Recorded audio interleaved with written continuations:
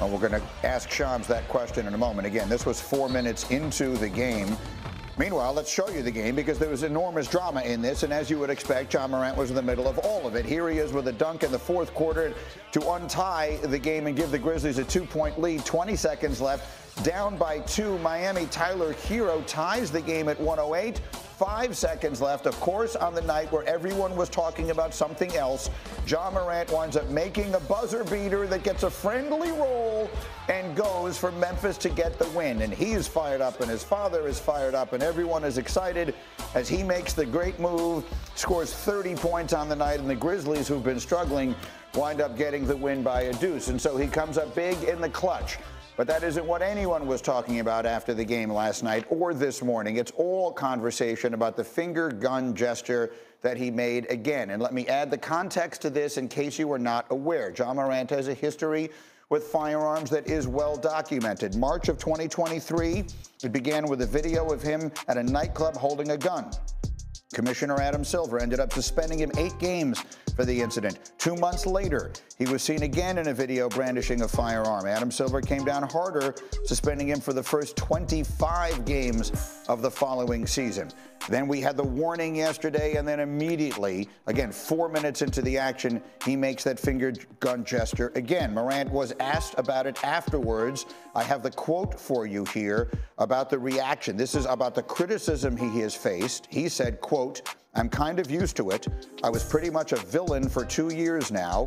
Every little thing, if somebody can say something negative about me, it's going to be out there. So yeah, I don't care no more." Those were the quotes on this from Ja Morant last night. Let me start with my insider extraordinaire. Shams, obviously the league reacted to this yesterday, and now it happens again. What can you tell us? Greeny, the NBA league office obviously is aware. There's no word yet on anything further here, but on Wednesday, there was an investigation that took place. The NBA spoke to Ja Morant, also Buddy Hield, members, parties involved with the Warriors and the Grizzlies, and they concluded that the best route here was issuing warnings. They told every party involved, from the players to the teams, that these were inappropriate gestures, refrain from using them, but they were told by players and teams as well that there was no violence intended by this. But of course, as we see on that same day, Ja Morant clearly does the gesture again. It is a common celebration. There are players in the past that have done it, but this is obviously a complex situation here given the context. Winman, what are the right things to say today? Yeah, look, you could have a debate and discussion about whether the NBA should be legislating hand gestures. What this is about Ja Morant sticking his finger in the eye of the league office, which is he heard what they said. They said, don't do it again. He did it 4 minutes into the game. In a situation, by the way, where his team had lost 7 out of 8 games and had completely lost traction and had fallen to the play-in zone. He came into that game with the intent of sending a message to the league office. And that is just, I'm going to tell you something. One of the ways you can guarantee getting a reaction from the league office is by embarrassing them and trying to show them up.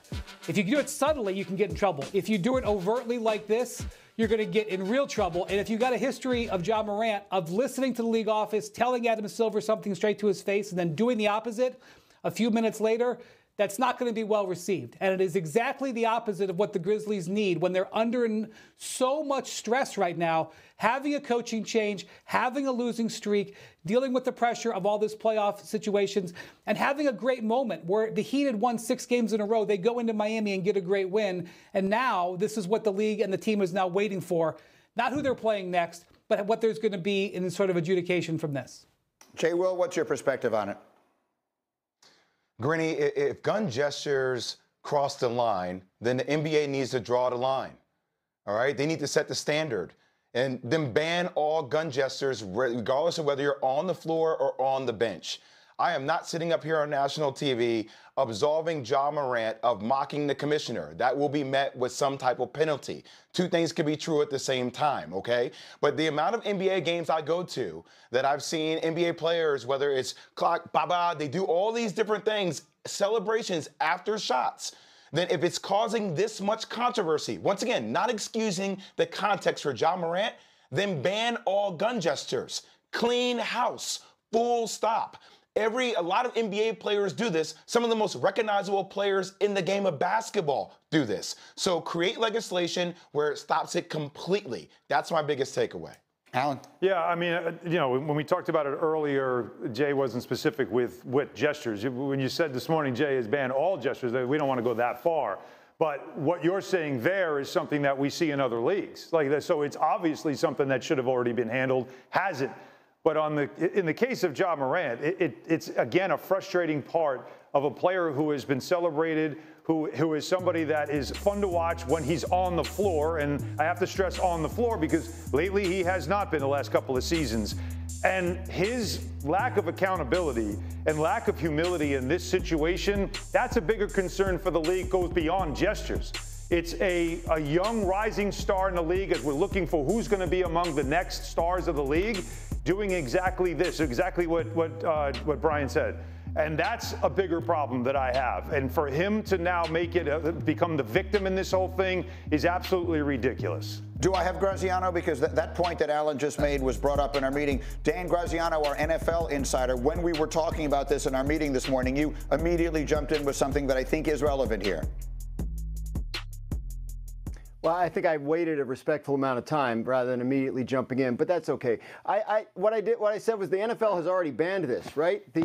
The gestures that are violent or sexually explicit in nature are banned by the NFL, and it lists specific ones like a throat slash or mimicking shooting a gun. Or they just added one, the CeeDee Lamb celebration. That's the nose wipe gesture that apparently they say has gang connotations. So they'll throw a 15-yard penalty flag. I don't know what the NBA equivalent of that would be.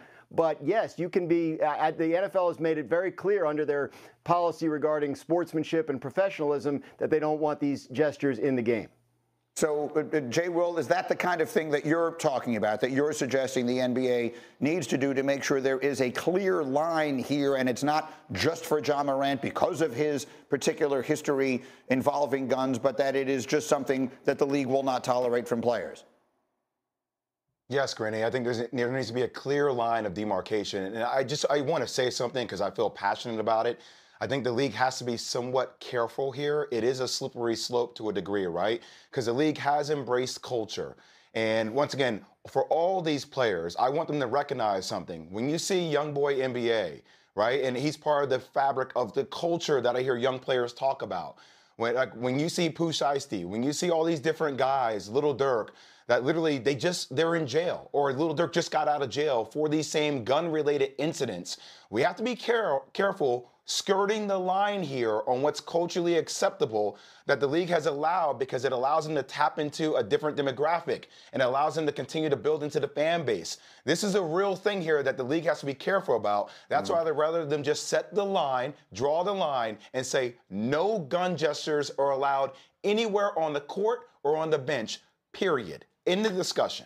All right, I have to leave it there. I'm up against the end of an hour. Obviously, if there were further developments, I can see Shams is on the phone all morning long.